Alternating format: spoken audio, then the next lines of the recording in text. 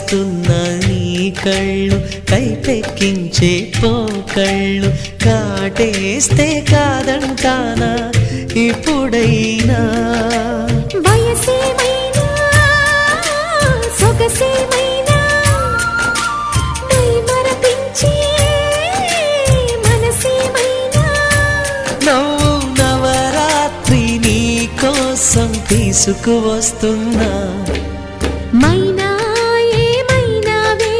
మన్మథ మాసం అయినా ఎంతైనా ఇది మెత్తని మోసం తీయనైన తీరిక